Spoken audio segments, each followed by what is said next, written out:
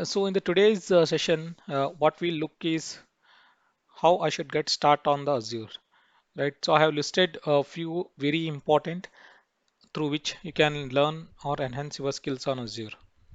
So the first and foremost is we need a .NET ID. We can go for a community edition, or if you have got a licensed one, you can go for the professional or a enterprise edition. The second one is on Azure portal. So Azure portal is something where all the latest information being put up by the Azure team. So Azure portal is the very important one. So all the latest updates, trainings, Ignite sessions which happens on the Azure. So all the information you can get it from the Azure portal.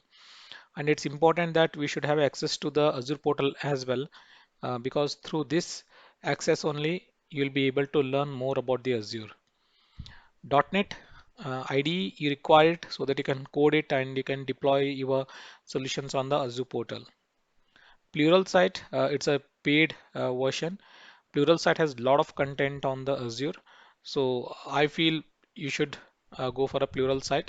Even I have my own Pluralsight account, which I visit whenever there is a requirement or whenever there is a new feature is being released. So I usually go for the Pluralsight.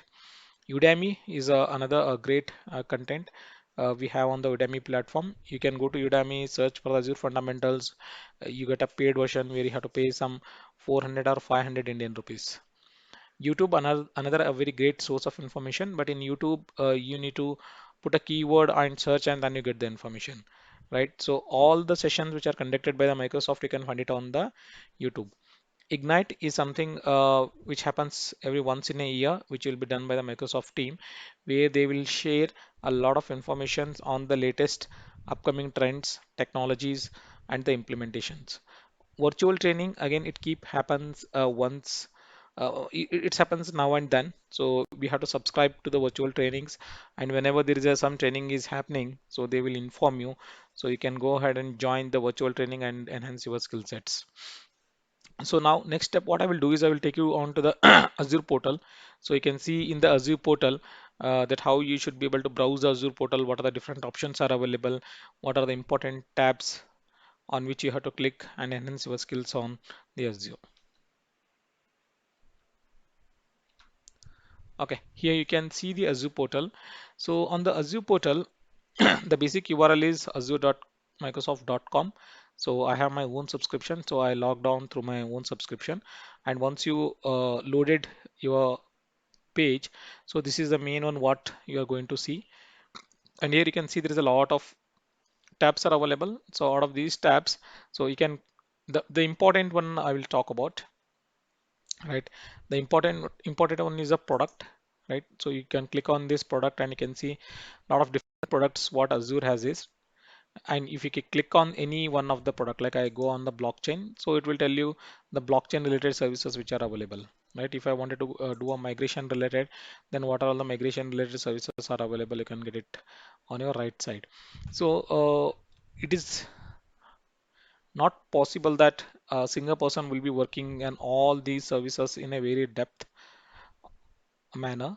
So as a beginner or as a fresher, so what you have to do is you have to select in which area you want to enhance your skill. Example, you want to become a microservices related architect or microservices related information you need, then you have to go via the container. You wanted to migrate your application from the on-prem to the cloud, or the various options are available, or how the costing factor need to be considered. So for those information, you have to go to the migration tab. If you're doing any analytics, then on the analytics tab, anything on the Internet of Things, you can click on the Internet of the Things, and through that you can be browsed to the respective documents. So once I click on any of this, right? So Azure IoT.hub.com, if I click on here, it will redirect you to the another portal. So in that portal, what you can see is all the features, product reviews, securities, pricing, documentation, customer stories, everything will be available here. So you can click on each of this, right? And you can read it and you can enhance your skill. Okay. So I'll go back.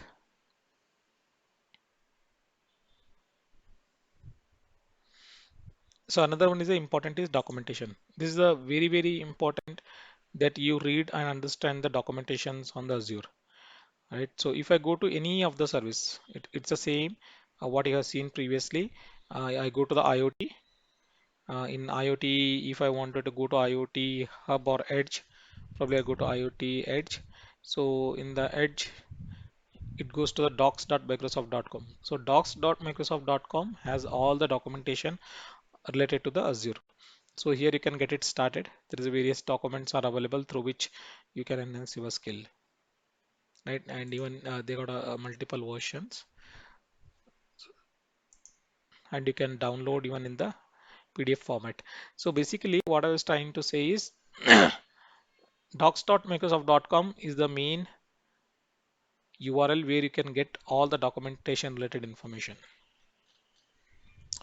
Okay, so I'll go back. Pricing is another important part. Pricing help you to estimate the overall cost, what you're going to incur on the Azure portal, that is through the Azure pricing calculator. TCO, something it will help you, that is total cost of ownership calculator. It will help you to understand that how a certain services would cost you on the on-premise versus how that going to cost you on the cloud. That is something you can get it from the total cost of ownership. Azure pricing, it will provide the pricing details of each of the services. Azure provides something called advisory services. So once you have your entire infrastructure being provisioned on the Azure portal, you can go to the Azure advisory services where you can see the various options or the techniques how you can enhance and perform the cost optimization related activity. So example, if I go to a total cost of ownership calculator, right here I had to like I put a workload one, right? So in the workload one, I can see that there are so many parameters are available, right? So I can configure another workload two, three, then I have to go ahead and submit that information. Then I will get all the information related to the hosting this particular service on the on-prem. So I will take it separate session on the pricing. So where I will walk you through the detailed pricing, how it has to be done, how it has to be calculated, what you have to consider while doing the cost or infrastructure provisioning, and what are the various options Azure provides you to optimize the cost, right? So I will take you through once I make a separate sessions on the pricing. So training is another very important. So in this one, you can find all the training related information what Microsoft is conducting. So one is the virtual training where you can go ahead and subscribe to the training. So if I click on here, I can see there are various trainings related information is being provided.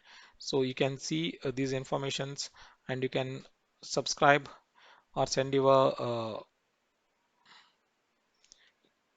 fill the form to show the interest and get notified, and you can attend these sessions.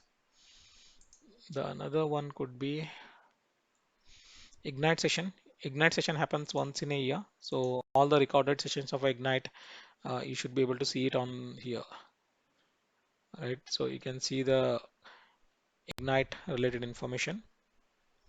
Right, this is another very interesting one. Don't miss the Ignite related sessions. So these are superb. You will come to know what Microsoft is doing, what are the focus areas Microsoft has, where the Microsoft is investing, what is the thought process of the Microsoft. As recently we got to know that they are investing more on the AI based one. So there will be a AI first based approach where all the solutions, uh, newly provided solutions will leverage somehow the AI capability. So don't miss this information,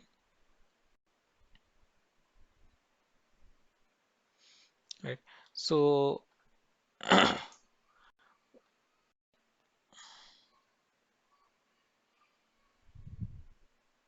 okay, so I'm on the main portal.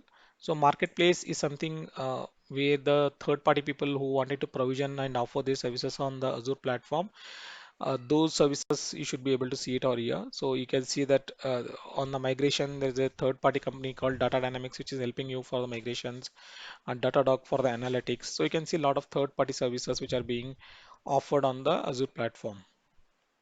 This is another support where you can see the various support options which are available.